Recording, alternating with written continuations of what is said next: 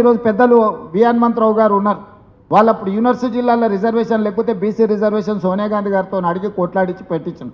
1931లో తెల్లదొరలు ఉన్నప్పుడు కులగణన జరిగితే 95 సంవత్సరాల నుంచి ఎవ్వరు కూడా కులగణన చేయలే. 2011లో కాంగ్రెస్ కేంద్రంలో మన్మోహన్ సింగ్ గారి నేతృత్వంలో ఉన్నప్పుడు చేసిన ఆ నివేదిక బయటికి రాలేదు. మోడీ గారు వచ్చేసి ఆ నివేదికను కూడా దొక్కేసిండు.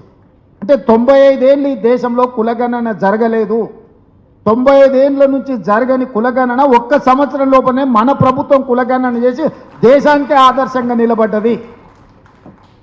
100% transparent, 100% accurate with details self declared data we have collected. Cabinet sub committee headed by Uttam Kumar Reddy గారు, అందులో దామోదర్ రాజ్ నరసింహ, సీతక్క, శ్రీధర్ బాబు గారు, పొన్నం ప్రభాకర్ గారు, ఒక అనుభవజ్ఞులైన ఒక టీంను రాహుల్ గాంధీ గారి ఆదేశాల మేరకు ఈరోజు మనము పర్ఫెక్ట్ కులగణన. ఈరోజు ఎవ్వరు కూడా ఎక్కడ ఛాలెంజ్ చేస్తలేరు. మైకుల ముందు ఛాలెంజ్ చేస్తారు, ఇది తప్పు ఉంది అది తప్పు ఉందని. ఎందుకంటే మన ప్రాసెస్ 100% కరెక్ట్ ఉంది కాబట్టి కోర్ట్ ఆఫ్ లా ముందు కానీ ఇంకో దగ్గర కానీ ఎవరు ఛాలెంజ్ చేస్తలేరు దీన్ని. ఇవాళ పెద్ద ప్రొఫెసర్ కంచా ఐలయ్య గారు సాక్షిలో ఒక పెద్ద ఆర్టికల్ రాసిండు మనం చేసిన కులగణన మీద. ఆయన సోషల్ సైంటిస్ట్ ప్రొఫెసర్ కంచా ఐలయ్య గారు ఈరోజు సాక్షిలో ఒక పెద్ద ఆర్టికల్ రాసిండు, అభినందించుకుంటా. ఆయన ఎవరు నన్ను తీసుకు ఒప్పుకునేవాడు కాదు, మీకు అందరికీ తెలుసు కదా. కంచా ఐలయ్య అంటే is a big critic.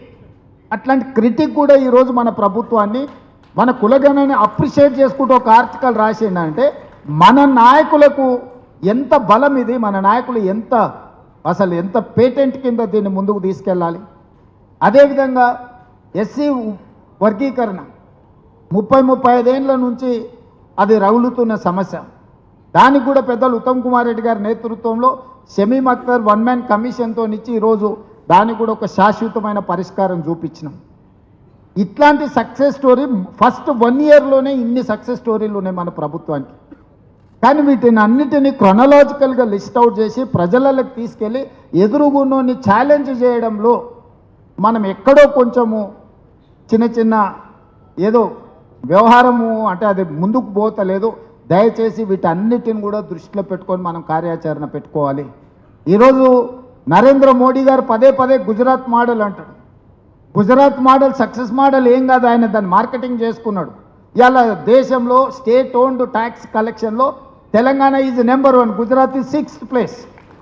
88% state own tax కలెక్షన్లో ఈ సంవత్సరం తెలంగాణ మన ప్రభుత్వం ముందుంది. భారతదేశంలో highest state owned tax collection చేసుకున్నది తెలంగాణ రాష్ట్రము.